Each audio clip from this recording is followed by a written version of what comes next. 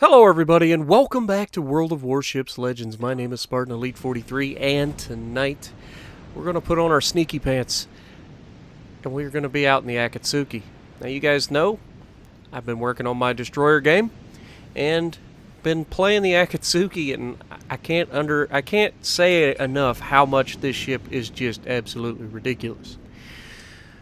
This thing has these things called torpedoes, which I'm sure you've heard about. And then it does things with these torpedoes, like hit people at 10 kilometers. Or it can do other things. Now this is something that I hope that more destroyer drivers start doing. Okay? And part of it is because I'm a battleship captain. So at the beginning of the match, I have a mic.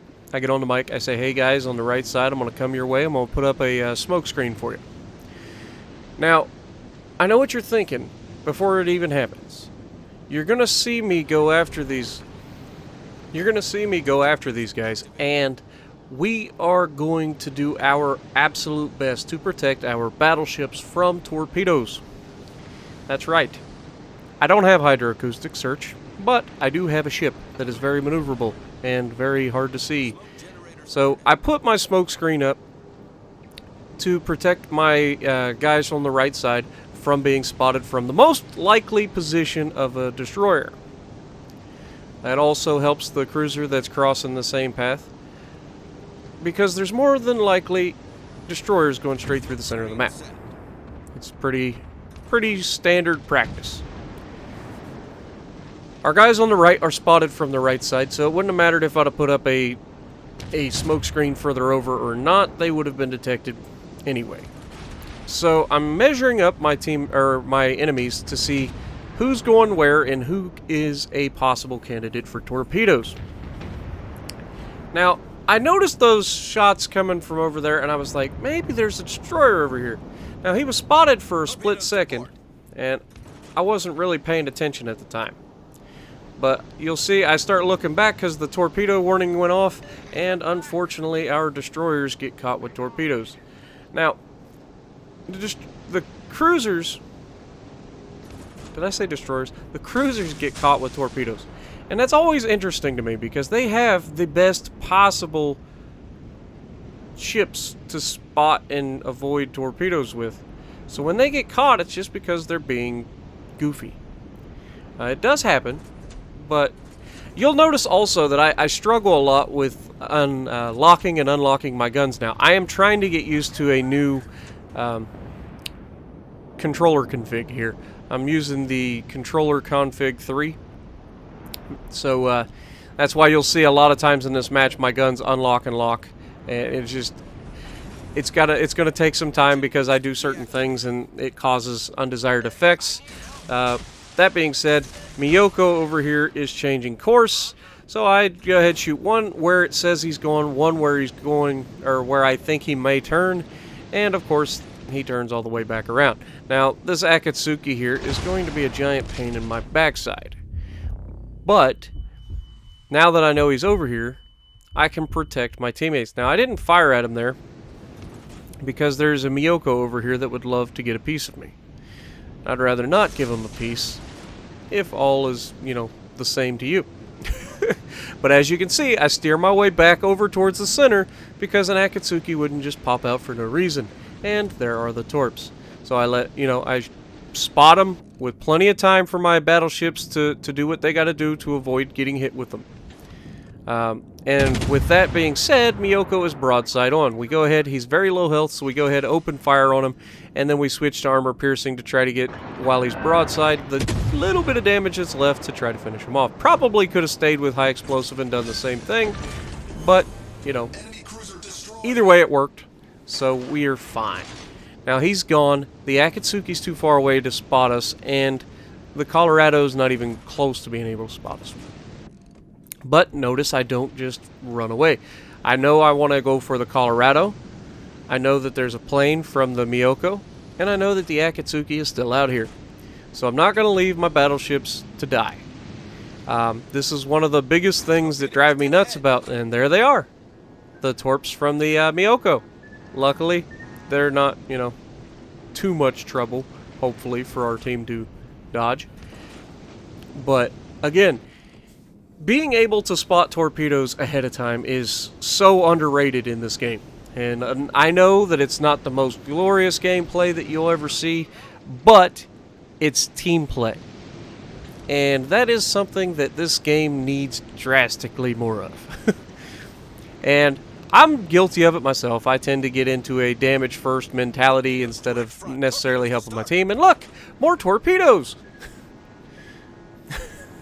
Just sailing in this direction allows me to keep being able to spot these torpedoes. Now we spot the Akatsuki, we get shots on him, we break his steering, he throws his smoke, so now he's losing his smoke screen. He's going to get 2 of those a game, maybe 3 if he's got the extra consumables, even though I don't know why he would. But we're taking hits. We go ahead, pop our second smoke screen, so we're out of smoke screens after this. And then we're not going to sit still where we were just at because A, they saw where I stopped, and B, there are probably going to be torpedoes coming as soon as he gets a chance. So we're just going to reverse out of the smoke screen. We've already fired our torpedoes off. I fired a couple at the destroyer and 1 salvo at the Colorado. And hello, Colorado. How you doing? Hold those for me. Wait for it. There it is. 2 hits, good damage, and he very quickly thereafter gets absolutely run over. We've got an Atlanta firing on him, and so he's not long for this world. We were getting flooding damage, but the Atlanta had more fire damage, apparently, so he was able to get that. And once again, we spot all of these torpedoes for our teammates, so they have plenty of time to dodge them. Because here's a fun fact, guys. Once you spot torpedoes, they stay spotted until they disappear, until they go away. So if you're out ahead and you know there's a destroyer between, that's firing torpedoes, just keep yourself between the destroyer and your team.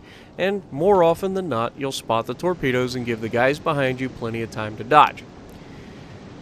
So now that we've moved this side of the map and cleared it, I have a couple battleships in Atlanta with me. There's a destroyer out there, and I look at the Atlanta and I say, look, Atlanta, you are better equipped to deal with the destroyer than I am. You have hydroacoustic, you have radar, and you have amazing firepower. So I say I will go after the battleships. It's a fair trade, because who's more likely to kill the battleships, me or this Atlanta?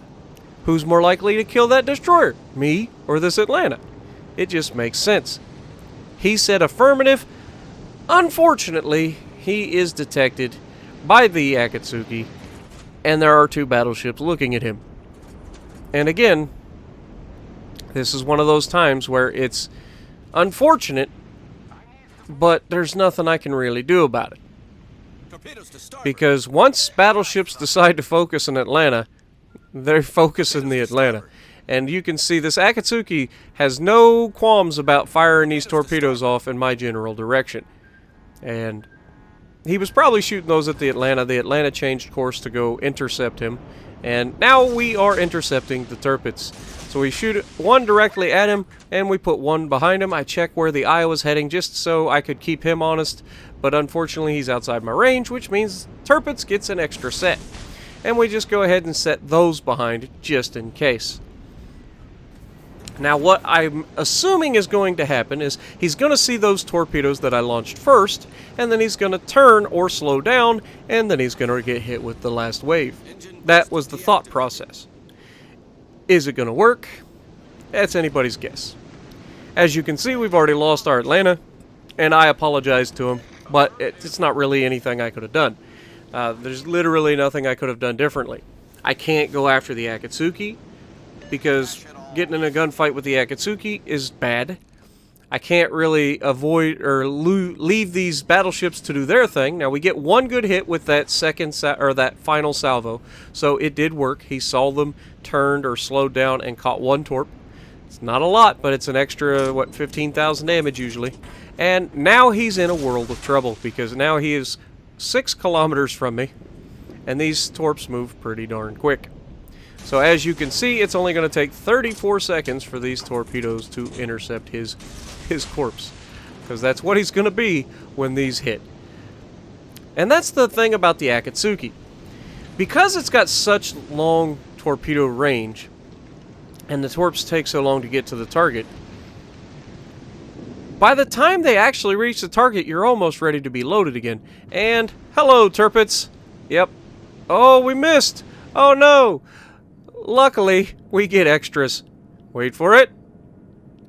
We get 1. Woohoo! And, hey, there's 3 more. Wait for it. Yep. That's a bad day. So we're just going to go ahead and try to finish him off. He's already flooding, and we hit him and set him on fire, and he immediately dies. So, we'll take it. Second kill of the game, and now my eyes are on that Iowa. Now, I need to get back across the map. Those guys have been calling for help for so long, and I told them that once I got rid of the turpets, I would turn and come after the Iowa. So that's my next, and as I lock the gun. So, Iowa, hold your horses, sunshine. I'll be there in a moment. Now, we have a Turpitz that is in our base right now, and he's going to come in ultra clutch. Because he's in our base, the enemy is going to start capping soon. The other enemy destroyer, the Benson, is at our base right now. And so,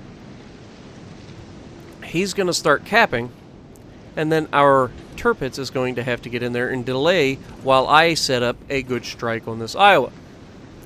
Now, this Iowa has played a few games before and realized that when you are spotted constantly and you can't see anything other than, well, I guess he technically probably sees the Turpitz because the Turpitz is firing at him, that there's probably a destroyer nearby. He's already seen me sink a couple people, and he knew that I would be headed for his juicy target next because he has about 70,000 hit points that I would love to take from him. And so, we are planning an ambush. He's going to go behind the island, and then these are going to pop out the other side. It'll be too late for him to avoid, and we are going to be golden. However, the moment we launch all 3 salvos, he decided to change course. Just a little bit. Wasn't a major course correction. Just a little bit. But watch how much it affects whether my torpedoes hit him or not. Just a small course correction. When somebody launches torpedoes from 6-7 kilometers out and it takes 30 seconds to get there, a small course correction is a big deal. Now, he may have changed speed as well, but it didn't look like he did. The thing stayed pretty similar, he just kind of turned in a little bit sharper. However, again, the beauty of the Akatsuki is by the time the torpedoes are ready to hit, your next set's almost ready. And I am well within kamikaze range of this Iowa, and unfortunately for him, he just fired his guns. So, good luck avoiding this after you just avoided the last ones, and I will see you at the bottom of the ocean. Wait for it. 3 kilometers away, and I don't even have to look at him. But I'm going to. Goodbye, Iowa. Ouch. Ouch.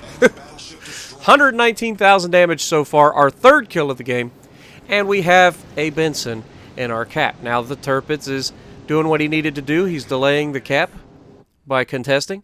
I look to make sure I know what I'm up against, and because it is a Benson, I know that I can't afford to get into a gunfight. Yes, he can absolutely ruin me. Yes, I can hit him hard. Oh, he has no health. That's useful. That's real useful. Now I don't have to worry about the gunfight because I can kill him just as quickly as he could probably kill me. Maybe even a little quicker. All I gotta do is hit him. Now he smokes up immediately, which is pretty smart. But he keeps reversing, which is not so smart. Because we've both been firing our guns, he gets spotted again. And down he goes. One good salvo into him, and he's gone. Turpitz is still alive, and that leaves our boys over there that we protected for the entire match, most of it anyway, from torpedoes, to go after one Akatsuki. Now, I'm going to be honest. Sure, we gave them a lot of cover early on, but the rest has all been them.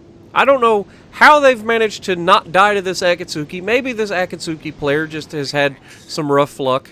But they know he's out there, and I kept reminding them, guys, don't forget, there's an Akatsuki out there. So don't sail in a straight line. Change course, change speed. Do little things to make yourself live. Because we have the points advantage, and there's only one of them left. All we gotta do is survive the next 30 seconds. And then I was like, hey, you know, it helps when a destroyer player spots all the torpedoes for you guys, right? And you'll see that they're giving me the thumbs up and stuff, saying thank you. They're pretty awesome.